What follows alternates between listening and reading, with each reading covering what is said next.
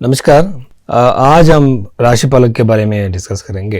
इससे पहले next astro audience को मैं नमस्कार बोलता हूँ। इसमें पहले हम ये समझना है कि ज्योतिष में बहुत गड़बड़ चल रहा है, धोखा चल रहा है। आप देख सकते हो न्यूमरोलॉजी में वो नंबर लिखने के लिए बोलते हैं रेमेडीज, उसके साथ में वो बोलते हैं कि आपका मोबाइल नंबर चेंज कर दो, व्हीकल नंबर चेंज कर दो, आपका लक बदल जाएगी। वो ज्योतिष शास्त्र में नहीं है। इसके साथ रुद्राक्ष, कास्टली जेमस्टोन्स और इन सारे चीज़ें जो चल रहा है वो ज्योतिष ग्रंथों में नहीं लिखा हुआ है। आप सिर्फ बृहत पराशर वरा शास्त्र ग्रंथ में जो लिखा हुआ है उसको उसके ऊपर भरोसा करना पड़ेगा। आप देख सकते हो पराशर ग्रंथ में सिर्फ मंत्र जाप और रेमेडीज जो है वो मंत्र जाप और दहन के बारे में ज़्यादा है। जो भी ग्रह का दशा चल रहा है उस दशा ग्रह का जो मंत्र मूल बीज मंत्र होता है वो मंत्र को पठन करने से आपका समस्या से बाहर आ सकते हो।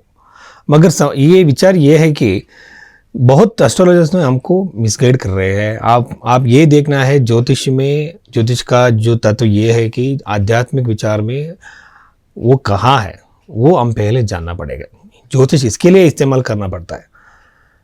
इसमें आप देख सकते हो संचित कर्म, प्रारब्ध कर्म, क्रिया कर्म का है। इसमें जो कर्म का जो प्री डेस्टिनेड इवेंट्स होते हैं उसको हम कुछ नहीं बदल नहीं सकते, कुछ चेंजेस ला सकते हैं। आप देख सकते हो इसमें मंत्र जाप करने से और ध्यान करने से ग्रह का जो नेगेटिव इफेक्ट होती है वो कम हो जाता है। इसके वजह से वो इवेंट भी कुछ बदल सकते हैं हम। इसके बिना पूरा डेस्टिनी कोई एस्ट्रोलॉजर बदल नहीं सकता है। आप ये मन में रखना है। और साथ में ग्रंथ में ज्योतिष ग्रंथ में जो रेमेडीज है वो फॉलो करना पड़ेगा। और एक विचार है, जब भी हम जन्म कुंडली देखते हैं ना, हम वहाँ लग्न से, चंद्र से, पाद लग्न से और मल्टीपल दशा से भी अप्लाई करना पड़ता है। जेमिनी की जो चार दशा होता है उसमें योगिनी दशा होते हैं, बहुत सारे दशा होते हैं, सिर्फ विंशोत्तर दशा नहीं। इन सारे दशाओं को हम इस्तेमाल करना पड़ेगा साथ में। और एक विचार है यहाँ बर्थ टाइम रेक्टिफिकेशन का एक विचार है। बहुत एस्ट्रोलॉजर्स ने जो आप टाइम दे रहे हो उसी टाइम के ऊपर आधार पर जन्म कुंडली निकाल कर आपको प्रेडिक्शन देते रहता है, वो सही नहीं निकलेगा। क्योंकि ज्योतिष का जो बेसिक विचार है कि बर्थ टाइम का हम रेक्टिफाई करना ही पड़ेगा। Without correct birth time prediction सही नहीं निकलेगी। इसलिए जो एस्ट्रोलॉजर है आपको प्रेडिक्शन देने से भी पहले वो आपका बर्थ टाइम रेक्टिफाई करना पड़ेगा। बिना रेक्टिफिकेशन आपका प्रेडिक्शन सही नहीं हो पाएगी। ठीक है, इस प्रकार से जन्म कुंडली को देखने के लिए आप जो नीचे जो नंबर है वो नंबर को मुझे कॉल कर लीजिए। उसी नंबर में आप कंसल्टेशन ले सकते हो।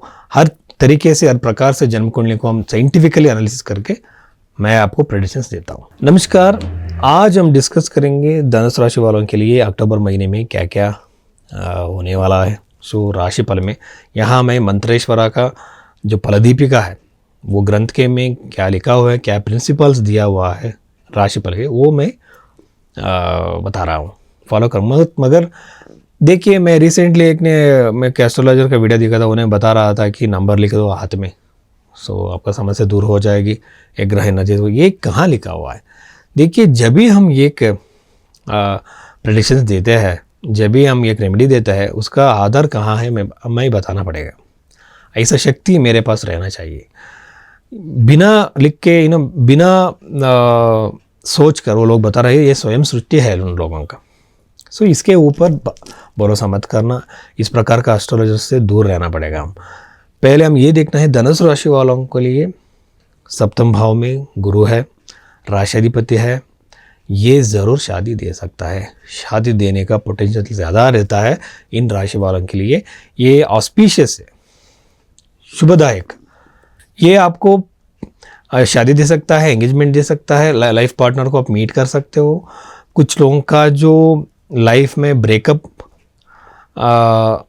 हुआ तो उन लोगों का भी ये कॉम्प्रोमाइज़ हो सकता है लाइफ में। प्यार में ऐसा ब्रेकअप है तो वहाँ भी कॉम्प्रोमाइज़ हो सकता है। देखिए, साथ में चतुर्थ भाव में शनि होकर ये मदर के लिए, माँ के लिए इतना अच्छा नहीं है। और घर में जो चतुर्थ भाव का स्वामी, जो चतुर्थ भाव में जो सैटर्न है वक्री शनि, इसके वजह से घर में छोटे छोटे विचारों पर झगड़ा बिल्कुल हो सकता है। थर्ड हाउस में राहु होकर ये सिबलिंग्स के लिए, specially for the younger siblings के लिए, छोटे भाई बहनों के लिए इतना अच्छा नहीं, उसके साथ उन लोगों के साथ झगड़ा टेंशन हो सकता है। और एक विचार है 11th और 10th हाउस में सूर्य है ना, ये जो लोग गवर्नमेंट जॉब के लिए तैयारी कर रहे हैं उन लोगों के लिए बहुत अच्छा है, क्योंकि जो सूर्य है ना, मैं एक रेमेडी देता हूँ। यहाँ देखिए, जो लोग ने गवर्नमेंट जॉब के लिए तैयारी कर रहे हैं उन लोगों के लिए आदित्य हृदय स्तोत्र का पठन बिल्कुल ज़्यादा इम्पॉर्टेंट है। सो आदित्य हृदय का जो पठन से इन लोगों का जो सूर्य का शक्ति ज़्यादा हो जाएगी, साथ में गवर्नमेंट जॉब का योग भी ज़्यादा रहता है। ठीक है। और बाद में और नवंबर में केतु होकर ये पिताजी के लिए इतना अच्छा नहीं है, उन लोगों को बीमारी आ सकता है, हेल्थ में गड़बड़ हो सकता है, मगर ये परमानेंट इशू नहीं है, ये बहुत टेम्पररी इशू है। और साथ में 11th और 10th house, 11th house, career में प्रमोशन का चांसेस ज़्यादा रहता है। इन लोगों को एक अच्छा मौका मिल सकता है, एक बड़ा पोजीशन मिल सकता है, इस प्रकार का योग ज़्यादा